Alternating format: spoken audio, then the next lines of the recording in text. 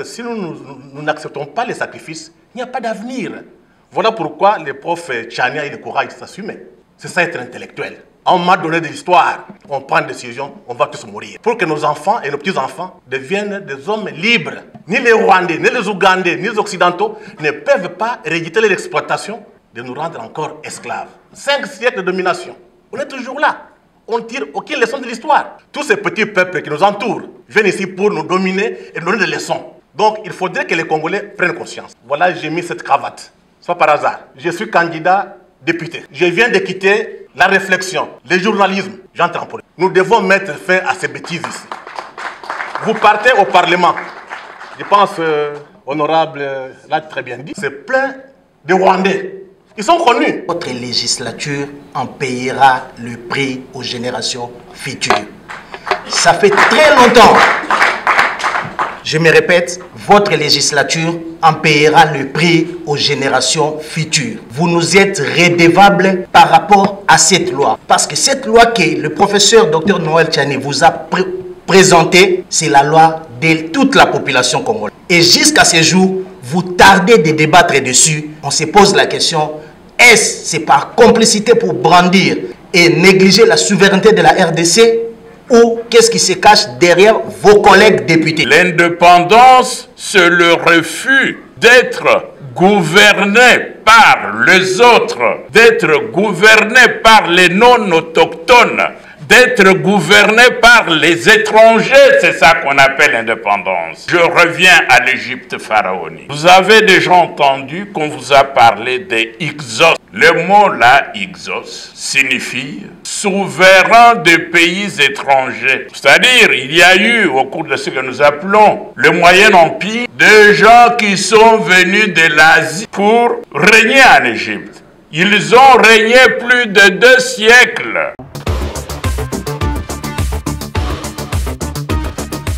Ces attitudes infantiles. Regardez comment les gens qui nous importunent ici, nous déshumanisent. Vous les voyez partout, ils disent les Congolais responsables de la banque, comme la bière, tout ça. Mais quand on fait des statistiques, le Congo ici n'apparaît nulle part dans 5 pays qui boivent la bière. C'est les Gabonais ici qui nous font des leçons. C'est le Rwanda ici, c'est l'Ouganda, c'est tous ces pays-là, c'est le Kenya, c'est pas non. Quand on dit que les sida et tout ça, le Congo apparaît où? C'est eux. Donc, ils nous ont déjà déshumanisés. Ils nous ont placés au bas de l'échelle. Nous devons nous réveiller. C'est que cette guerre-là, elle n'est pas seulement celle de Tshisekedi et du gouvernement. C'est notre réveil à nous tous. Dans vos quartiers, soyez vigilants. Vous voyez des gens qui viennent... Comment est-ce que nous pouvons vivre dans un pays? Des gens entrent dans votre quartier, vous ne demandez même pas qui sont-ils. Ils viennent comme ça, ils vivent avec des armes. Vous dites non, mais l'armée c'est qui? C'est nous tous, mes amis. Donc, je voudrais vous remercier pour l'attention que vous avez voulu porter à mon petit mot. Merci Noël. Je pense qu'on vient de quitter de l'oralité. On entre dans l'écrit. Généralement, l'image qu'on donne des Congolais à l'extérieur, ce sont des gens moins intelligents et moins organisés. En 2013, au mois de décembre, j'étais invité au département d'État américain. J'ai rencontré une dame qui était à l'ambassade ici en 2000, Catherine. Quand on a eu une discussion avec des officiels,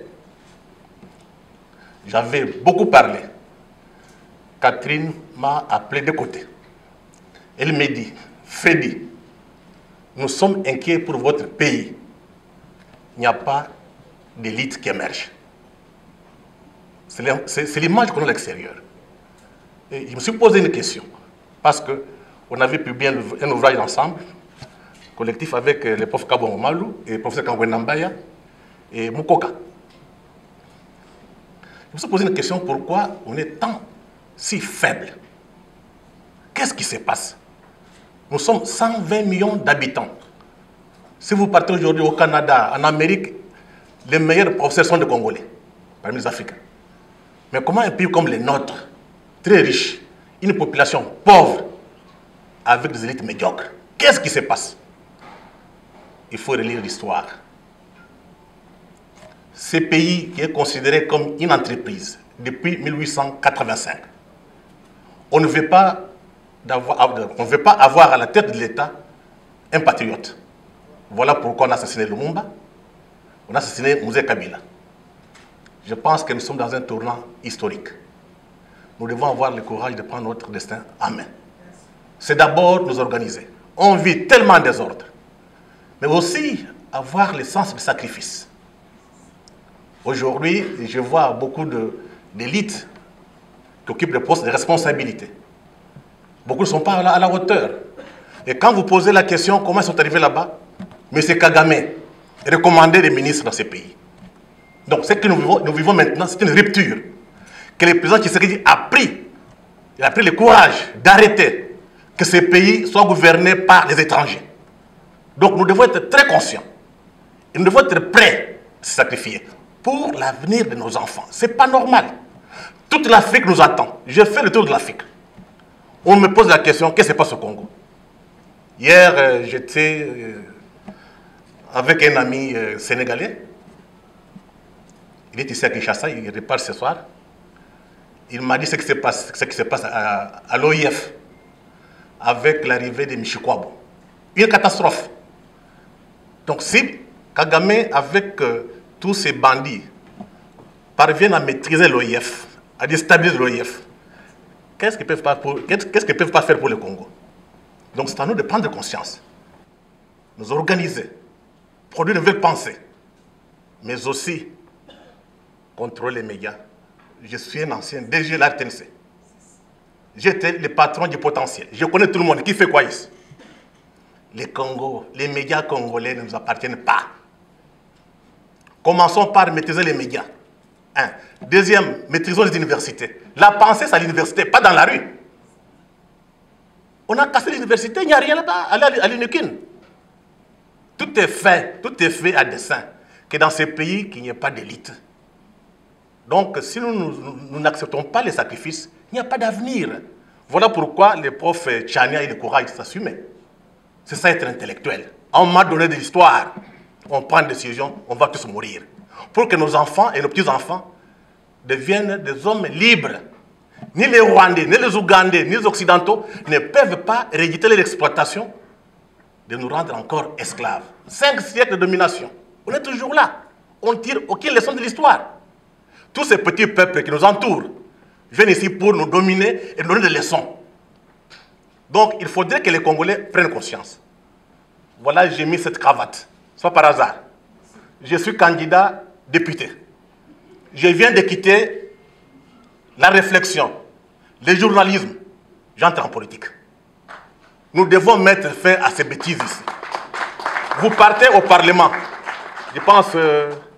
Honorable l'a très bien dit, c'est plein de Rwandais. Ils sont connus. Ils sont connus. Vous partez, il y a des Rwandais. Tout le monde sait. Mais personne ne peut parler.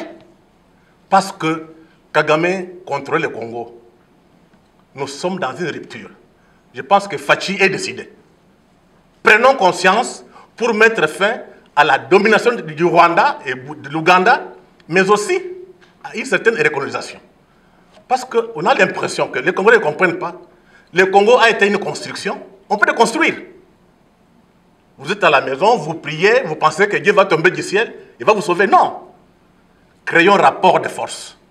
Mettons notre population dans la rue. Les intellectuels doivent être devant, pas derrière. Parce que généralement ici, les intellectuels sont derrière. Quand quelqu'un entre au pouvoir, il va avec une farde pour chercher du travail, qui devient conseiller du cabinet. Maintenant, il faut que les intellectuels soient devant pour que les choses changent. Donc, je suis venu soutenir les profs pour que cette fois-ci, nous qui entrons en politique, ce n'est pas pour chercher le 21 000 $. C'est pour rendre notre peuple heureux. Pour que ces pays deviennent indépendants. Pour que ces pays aussi jouent un rôle important en Afrique centrale et en Afrique. Si le Congo est malade, il n'y a pas d'Afrique. Et les Occidentaux ont compris. Ils sont passés par des petits pays. Le Rwanda, l'Ouganda. On leur fait croire qu'ils sont supérieurs aux autres. Mais ce sont des négriers des temps modernes. Lisez l'histoire. Qu'est-ce qu'on faisait quand un royaume est fort?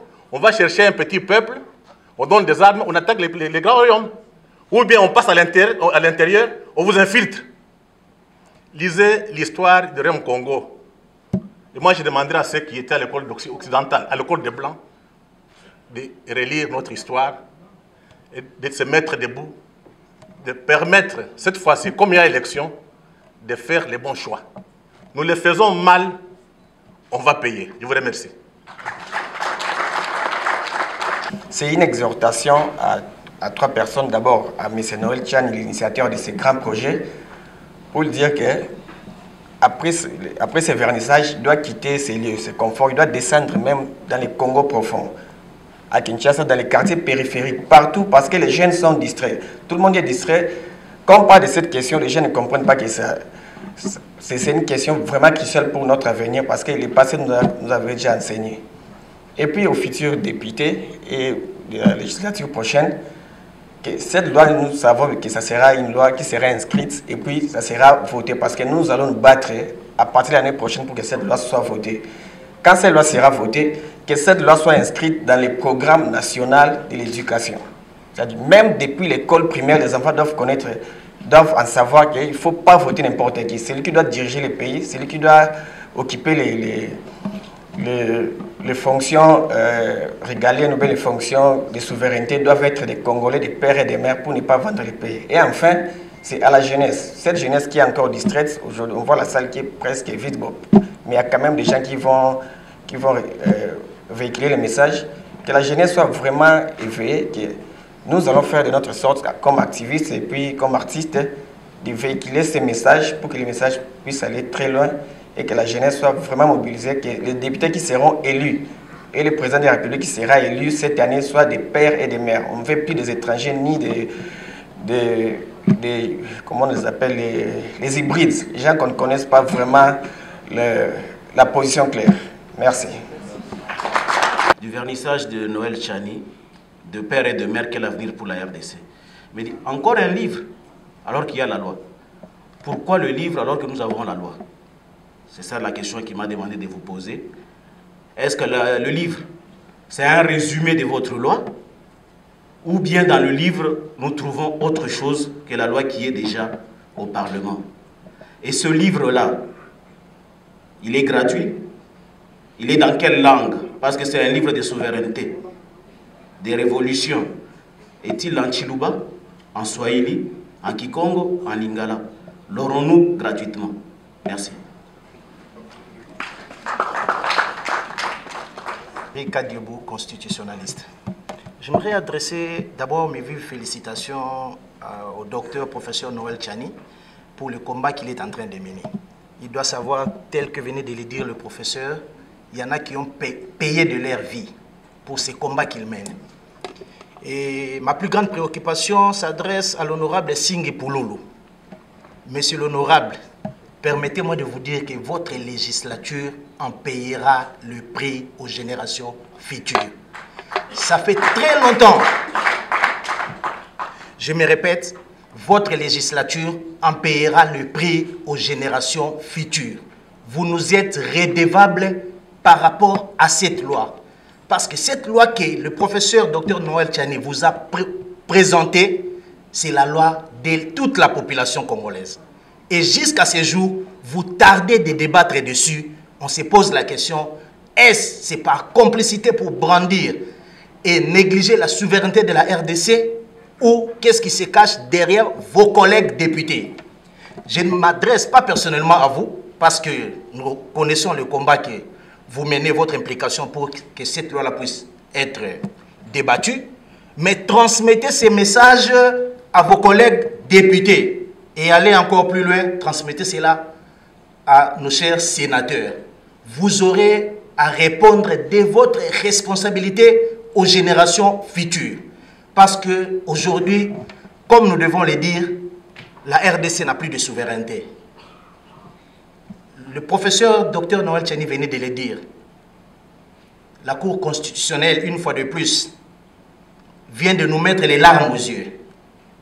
Parce que quand vous avez affaire à un candidat qui répond à une question, qu'il est, son père est italien, sa mère est zambienne, elle est mariée à une burundaise. Nous connaissons tous comment se compose ce que nous appelons la maison civile du chef de l'État. Donc demain dans cette République, nous aurons toutes ces nationalités-là à quelques mètres dans nos quartiers. Parce que ce seraient eux qui constitueront la maison civile du chef de l'État. Posez cette question-là et cette responsabilité-là à vos collègues députés nationaux et aux sénateurs. J'ai dit et je vous remercie. Je suis philosophe, égyptologue, 43 ans en Allemagne.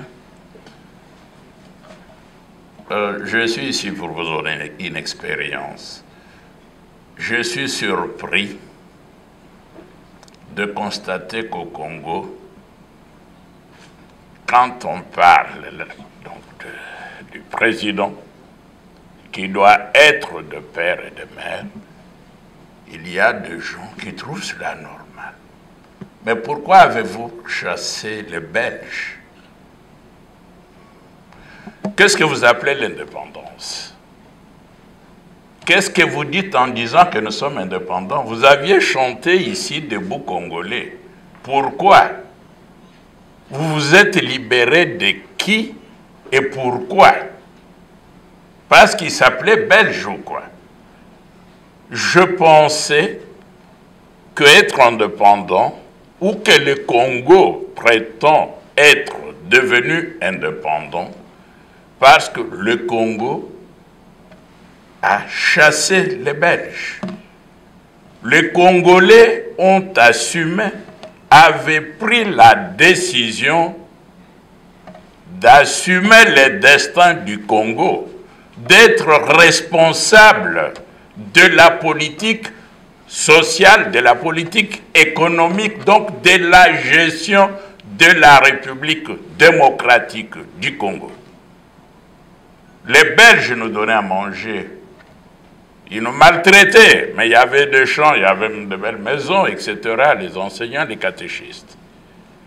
Fallait-il renoncer à l'indépendance parce qu'on avait quelques avantages matériels? Et si c'était comme ça, pourquoi est-ce que nous disons que Lumumba est un héros national? Il est mort pourquoi? Quelle était leur victoire? Quelle était la victoire de Kasavubu? La victoire de Lumumba? La victoire de ces gens qui sont morts ici à Kinshasa. Vous savez qu'il y a eu de morts, que l'indépendance n'était pas aussi, elle n'était pas gratuite comme on la présente parfois. Pourquoi sont-ils morts? Pourquoi est-ce qu'ils ont tué quelques Belges? C'est parce qu'ils voulaient être indépendants. Ça signifie quoi? L'indépendance, c'est le refus d'être gouverné par les autres, d'être gouverné par les non-autochtones, d'être gouverné par les étrangers. C'est ça qu'on appelle l'indépendance. Sinon, ça n'a aucun sens. En disant cela, je reviens à l'Égypte pharaonique. Vous avez déjà entendu qu'on vous a parlé des Hyksos. Le mot là, Hyksos, signifie souverain des pays étrangers. C'est-à-dire, il y a eu, au cours de ce que nous appelons le Moyen Empire, des gens qui sont venus de l'Asie, donc pour régner en Égypte. Ils ont régné plus de 2 siècles. Et pendant ce temps, où on a préparé la revanche, d'ailleurs une revanche qui était venue du Sud, qui était venue du Congo. Les Européens disent souvent de la Nubie, mais en fait, même les rois du Congo, de tous, sont allés ou ont fait la coalition avec leurs frères qui étaient en Égypte antique. Ils les ont chassés. C'est cela le début de ce qu'on appelle le Nouvel Empire, qui a vu le Toutankhamon dont vous avez entendu parler, les Knaton qu'on présente comme les fondateurs du monothéisme et autres. c'est parce qu'ils ont chassé les étrangers. La période où les étrangers sont à la tête de votre pays, nous appelons cela dans l'histoire la période intermédiaire. Ça ne compte pas comme période. Donc le pays n'existe pas. Les Égyptiens disent, le soleil ne se lève plus. Et vous voulez, quel est cet évêque? Quel est ce moraliste? Moi-même, je suis président des moralistes congolais. Je suis fondateur, cofondateur de l'association des moralistes zaïrois. En 1977, vous connaissez la MOSA, je suis un survivant de cette association qui a lutté pour la souveraineté de ce pays. Nous avons combattu pour la conférence nationale. Et quand mon frère est là, il vous parle de père et de mère, vous venez avec des considérations pseudo-morales. Il n'y a rien d'éthique, il n'y a rien de moral dans des leçons que les évêques et les autres tentent de vous donner. C'est de la médiocrité, c'est de la complicité, c'est une tentative de... Ils veulent donner ces pays aux étrangers, mais ce n'est pas possible. Maintenant, je reviens parce que j'étais 40 ans en Allemagne. 43 ans, c'est depuis 79 que je suis parti. Qu'est-ce que j'ai appris de là-bas? Quand j'étudiais, pendant les vacances, d'abord, nous, en tant qu'étrangers, nous n'avions pas la permission de travailler pendant le semestre. Donc, les étrangers n'ont pas le droit de travailler pendant le semestre. Mais les Allemands peuvent travailler comme ils veulent, ils vont au cours, après le cours, ils vont travailler. On ne vous permet même pas de balayer.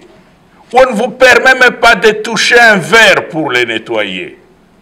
Vous êtes étranger. Et pendant les vacances, quand on va au service des étudiants pour chercher les jobs, sur l'annonce de jobs, c'est un peu comme ici, tout ça sont des tableaux, vous trouvez des lettres D, Deutsch, c'est-à-dire allemand. Ces boulots sont réservés exclusivement aux Allemands. Donc si vous êtes français ou congolais, n'allez pas mettre vos pieds là-bas. Et puis venez CE, parce qu'à cette époque-là, on parlait encore de la communauté européenne. Il y avait donc ce boulot, un Allemand peut le prendre, mais aussi les gens de la communauté européenne. Donc un Belge, un Hollandais, un Français peut prendre. Mais l'Autrichien, qui est le frère de l'Allemand, ne pouvait pas avoir ce boulot parce que l'Autriche ne faisait pas partie de la communauté européenne. Et puis venait Europe, c'est-à-dire tout Européen, pouvait prendre, mais pas nous autres. Et nous, on était dans les autres. Et dans ces autres, il y a une hiérarchie. Dans ces autres, s'il y a quelqu'un qui vient du Brésil, mais un Allemand qui vit au Brésil, ou bien comme on le fait souvent les pays de l'Amérique latine et autres, ils avaient priorité et les Noirs étaient à la fin. Tout pays organisé, d'ailleurs l'organisation c'est quoi? On définit les critères, selon les critères on fait des cercles, on met des barrières. Qu'est-ce que le Congo si le Congo n'a pas de barrières? Qu'est-ce que le Congo s'il n'y a pas de critères de congolité? Je n'ai pas touché au problème donc de la culture parce qu'elle joue aussi un rôle. Si vous voulez devenir américain ou allemand, on vous fait passer un examen. Vous devez faire l'examen sur la culture, sur la politique. Vous devez jurer de respecter la Constitution.